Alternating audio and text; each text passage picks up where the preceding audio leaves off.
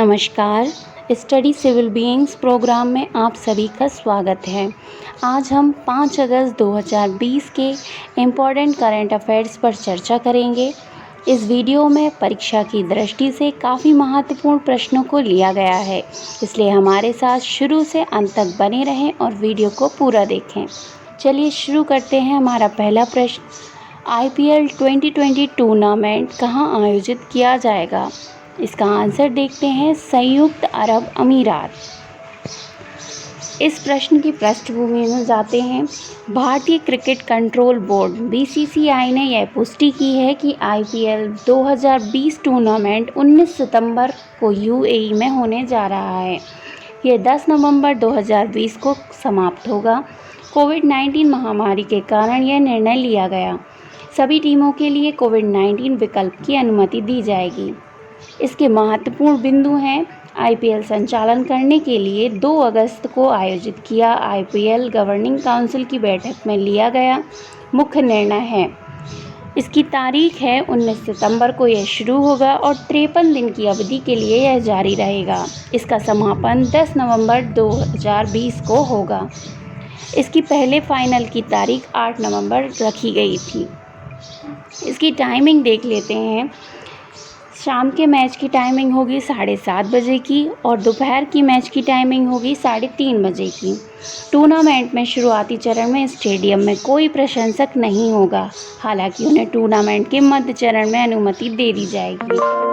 Tournament के सभी मौजूदा प्रायोजक IPL 2020 के लिए BCCI के साथ काम करना जारी रखेंगे। लीग में भाग लेने वाली सभी टीमें 26 अगस्त 2020 के बाद संयुक्त अरब अमीरात के लिए रवाना होंगी। प्रत्येक टीम से दस्तों में 24 खिलाड़ी होंगे और कोविड-19 संबंधित बीमारियों के लिए खिलाड़ियों को प्रतिस्थापित करने की अनुमति होगी। सभी खिलाड़ी लीग में हिस्सा लेने के लिए अपने देशों से केवल चार्टर्ड उड़ानों में ही यात्रा करेंगे। SOPs को जल्दी ही प्रकाशित किया जाएगा क्योंकि BCCI एक विशेषज्ञ समिति के साथ मिलकर काम कर रही है।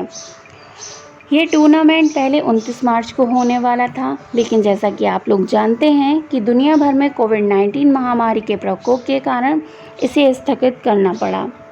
बाद में BCCI ने ICC द्वारा चैंपियंस ट्रॉफी के स्थगित होने के कारण अक्टूबर-नवंबर में इसे रखने का निर्णय लिया। BCCI ने भारत सरकार से आवश्यक अनुमोदन लेने के बाद UAE सरकार को प्रस्ताव भेजा और अब इसे UAE द्वारा अनुमोदित किया जा रहा है। आपको बता दें कि यह पहली बार हो रहा है कि यह टूर्नामेंट BCCI द्वारा UAE में आयोजित किया जा रहा है। UAE की बात हुई है तो UAE का कैपिटल है अबू धाबी और इसकी करेंसी है दिरहम और यहाँ के प्रेसिडेंट हैं खलीफा बिन ज़ायद अल नहयान। अगला प्रश्न देखते हैं, ड्रोन ऑपरेटिंग सिस्टम के मुख्य दिशा निर्देश क्या हैं? इसके दिशा निर्देशों के बारे में जान लेते हैं। Bureau of Civil Aviation Security BCAS जो देश में एविएशन सिक्योरिटी रेगुलर है, इसने ड्रोन ऑपरेटिंग सिस्टम के लिए दिशा निर्देश जारी किए हैं जो मानव रहित हवाई वाहन को दूरस्थ रूप से पायलट के लिए ज़मीन पर कॉकपिट की तरह काम करते हैं। इसके उद्देश्य हैं वैश्विक मानक ड्रोन नियमों को विकसित करने के लिए जो विभिन्न ड्रोन प्रौद्योगिकियों के व्यावसायिक अनुप्रयोग की अनुमति देगा। केंद्रीय नागरिक उड्डयन मंत्रालय ने भारत में एक विश्व अग्रणी ड्रोन पारिस्थितिकी तंत्र स्थापित करने के लिए कड़ी मेहनत की है। मानव रहित हवाई वाहन तकनीक अभी भी नई है। भारत के सुरक्षा वातावरण नागरिक उड्डयन आवश्यकता CAR के माध्यम से इन ड्रोन विनियमों की तैयारी में कई साल लगे हैं। भारत ने ड्रोन के पंजीकरण और संचालन के लिए केवल कागजी आधारित प्रक्रिया तैयार करने के बजाय एक ऑल डिजिटल प्रक्रिया तैयार की है।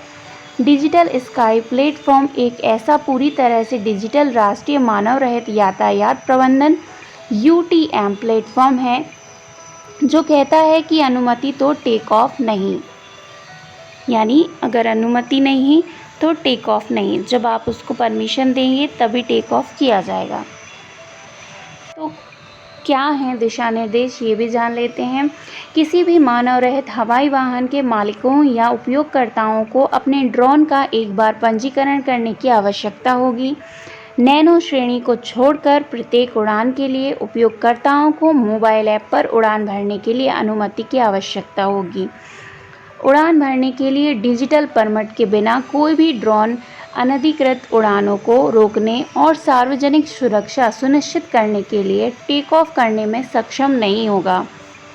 मानव रहित विमान प्रणाली यातायात प्रबंधन (UTM) ड्रोन एयर स्पेस में एक यातायात नियामक के रूप में काम करता है और रक्षा व नागरिक वायु यातायात नियंत्रकों एक्ट्स के साथ निकटता से समन्वय स्थापित करता है ताकि यह सुनिश्चित हो सके कि मानव रहित हवाई वाहन स्वीकृत मार्ग पर बने रहें। अगला प्रश्न देखते हैं, इंदिरा रसोई योजना कहाँ लॉन्च की जाएगी? आइए इसका उत्तर जानते हैं। इसका सही आंसर है राजस्थान। इसकी पृष्ठभूमि देख लेते हैं। राजस्थान के मुख्यमंत्री अशोक गहलोत ने हाल ही में अपने अधिकारियों को 20 अगस्त 2020 से इंदिरा रसोई योजना शुरू करने का निर्देश दिया। सीएम ने कहा कि यह राजस्थान सरकार के नो हंगर नो स्लीप के संकल्प को साकार करने की दिशा में एक महत्वपूर्ण कदम है। इस योजना के तहत ज़रूरतमंदों को और गरीबों को 8 रुपये प्रति प्लेट के स्वस्थ और पौष्टिक भोजन मिलेगा। योजना पर राज्य सरकार प्रति वर्ष 100 करोड़ रुपए खर्च करेगी। इस योजना के बारे में जानते हैं। पूर्व भारतीय प्रधानमंत्री इंदिरा गांधी के नाम पर बनी इंदिरा रसोई योजना राज्य के 213 शहरी स्थानीय निकायों में 358 रसोई में चलेगी। योजना के तहत 100 ग्राम दालों, 100 ग्राम सब्जियों, 250 ग्राम चपाती और अचार एक मेन्यू 4.87 करोड़ लोगों को परोसा जाएगा, जबकि नोवेल कोरोना वायरस के प्रसार को रोकने के लिए सभी आवश्यक उपाय भी इसमें शामिल किए गए हैं। भोजन की गुणवत्ता सुनिश्चित करने के लिए राज्य और जिला स्तर पर एक निगरानी समिति बनाई जाएगी। इस योजना के तहत सभी लाभार्थियों को अपने मोबाइल फ़ोन पर कूपन के रूप में योजना के बारे में जानकारी मिलेगी। भोजन तैयार करने की निगरानी मोबाइल एप्लीकेशन और सीसीटीवी के माध्यम से की जाएगी। हालांकि इससे पहले अन्नपूर्णा योजना जारी थी। हाल ही में शुरू की गई इंदिरा रसोई योजना अलग होगी। लोगों के बैठने के लिए जगह के साथ एक स्थायी रसोई घर होगा। बताया जा रहा है कि कुल प्रति प्लेट 20 रुपये खर्च का आएगा इसमें, जिसमें राज्य सरकार 12 रुपये देगी। शेष 8 रुपये लाभार्थियों द्वारा अर्जित किए जाएंगे। प्रति नगर पालिका में 2 रसोई घर, 5 नगर परिषद प्रति नगर परिषद, 8 अधिकतम रसोई प्रति नगर निगम का निर्माण किया जाएगा। रसोई का निर्माण एक सरकारी या गैर सरकारी संगठन भवन में किया जाएगा। निर्माण इस प्रकार किया गया है कि लोग परिसर में ही बैठकर खाना खा सकते हैं। प्रबंधन चेन्नई की अम्मा की रसोई से प्रेरित होगा। आपको बता दें कि चेन्नई में भी जयललिता के सरकार में अम्मा की रसोई चलाई गई है। उसी से प्रेरित होकर इस योजना को भी चलाया जा रहा है। अगला प्रश्न देखते हैं, भारत किस यूनिवर्सिटी की कोविड-19 वैक्सीन का परीक्षण शुरू करेगा? इसका आंसर है ऑक्सफोर्ड यूनिवर्सिटी। चलिए इसकी पृष्ठभूमि जान लेते हैं। वैश्विक महामारी ने शीर्ष चिकित्सा विशेषज्ञों, वैज्ञानिकों को बीमारी के खिलाफ एक सुरक्षित और प्रभावी टीका विकसित करने के लिए मजबूर किया है।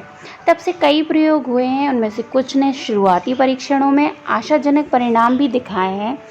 विश्व स्वास्थ्य संगठन WHO द्वारा प्रकाशित एक रिपोर्ट के अनुसार कम से कम 26 टीके एक नैदानिक मूल्यांकन में अगले चरण में 3 परीक्षणों के साथ आए हैं। 31 जुलाई तक WHO के कोविड-19 वैक्सीन के परिदृश्य का मसौदा बताता है कि लगभग 139 उम्मीदवार टीके प्रीक्लिनिकल मूल्यांकन में हैं। दुनिया भर के लाखों लोग घातक वायरस से प्रभावित हैं। जैसा कि वायरस फैल रहा है, शोधकर्ता विभिन्न तरीकों का उपयोग करके कड़ी मेहनत कर रहे हैं ताकि इसका टीका जल्दी से जल्दी विकसित किया जा सके।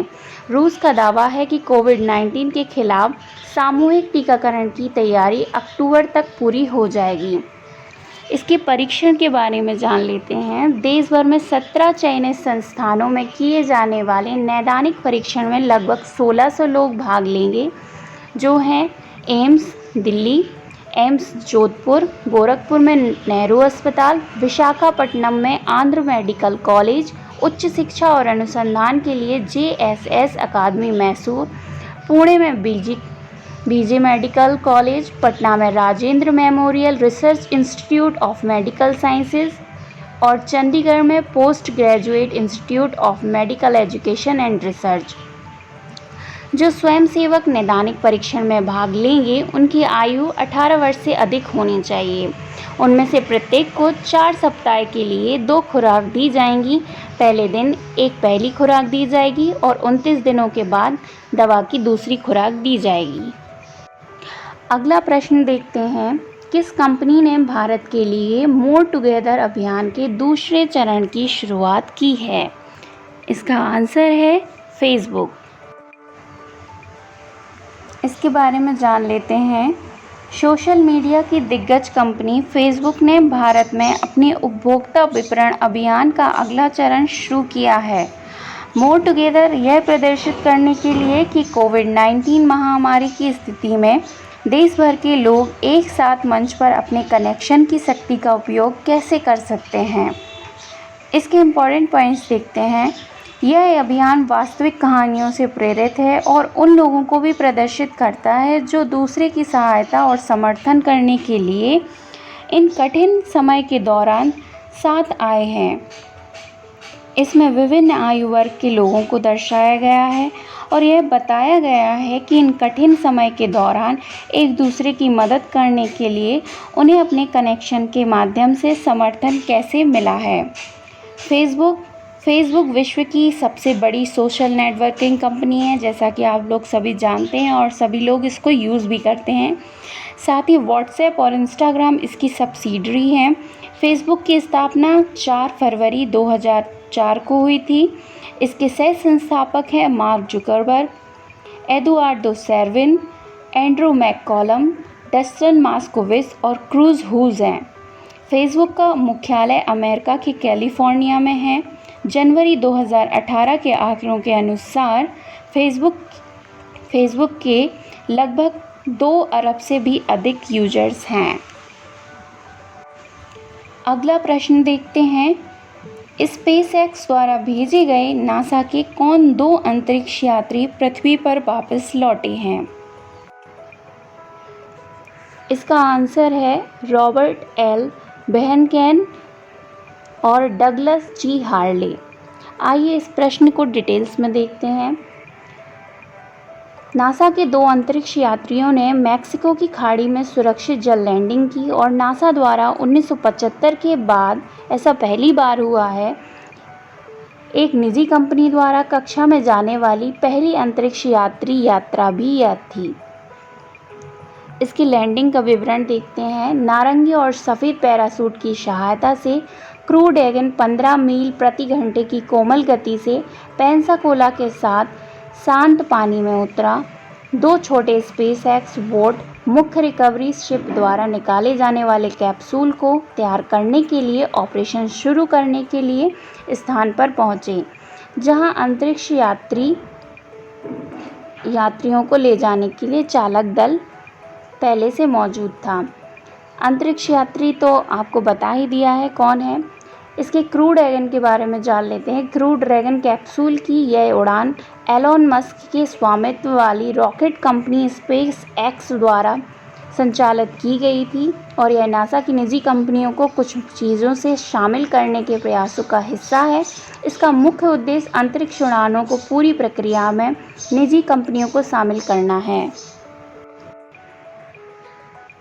अगला प्रश्न है, किस देश में 15 सितंबर से टिकटॉक पर बैन लगाया जाएगा? इसका आंसर है अमेरिका। अमेरिकी राष्ट्रपति डोनाल्ड ट्रंप ने कहा है कि टिकटॉक को 15 सितंबर से तब तक प्रतिबंधित किया जाएगा जब तक कि इसे किसी अमेरिका कंपनी द्वारा खरीदा नहीं जाएगा। प्रौद्योगिकी दिग्गज माइक्रोसॉफ्ट इसकी अमेरिकी ऑपरेशन को खरीदने के लिए टिकटॉक की मूल कंपनी बाइटडांस के साथ बातचीत कर रही है। हालांकि राष्ट्रपति 30% के बजाय पूर्ण 100% पर खरीद के पक्ष में हैं। हमारा अगला प्रश्न है, भारत इलेक्ट्रॉनिक्स लिमिटेड के नए निदेशक कौन होंगे? इसका सही आंसर है दिनेश कुमार बत्रा। दिनेश कुमार बत्रा नवरत्न रक्षा PSU भारत इलेक्ट्रॉनिक्स लिमिटेड के नए निदेशक होंगे। वे 1984 में गाजियाबाद इकाई में BEL वेल में शामिल हुए। अपने नए कार्यभार से पहले उन्होंने वेल के कॉर्पोरेट कार्यालय, क्षेत्रीय कार्यालय दिल्ली और पुणे इकाई में आंतरिक लेखा परीक्षा का नेतृत्व महाप्रबंधक के रूप में किया। बत्रा ने इलेक्ट्रो विस्फोटक क्षेत्र में कंपनी की गति में महत्वपूर्ण भूमिका निभाई है। अगला प्रश्न देखते हैं, सिप्ला के भारत प्रमुख ने इस्तीफा दिया, वह कौन थे? इसका आंसर है निखिल चोपड़ा। इसके बारे में थोड़ा देख लेते हैं।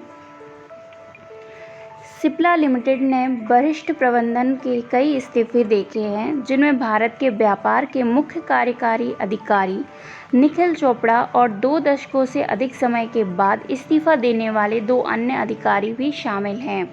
अन्य 2 अधिकारियों में भारत प्रिस्क्रिप्शन व्यवसाय के प्रमुख निखिल लालवानी और जीर्ण और उभरते व्यवसाय विकास के समूह प्रमुख कुणाल खन्ना थे। आज का ये वीडियो यहीं पर समाप्त होता है। उम्मीद है आपको हमारा ये वीडियो पसंद आया होगा। प्लीज़ इसे ज़्यादा से ज़्यादा लाइक कीजिए और अपने दोस्तों के साथ शेयर कीजिए। साथ ही हमारा चैनल सब्सक्राइब कीजिए और बेल आइकन को प्रेस कीजिए। ऐसे और वीडियोस देखने के लिए हमारे साथ बने रहिए। धन्यवाद।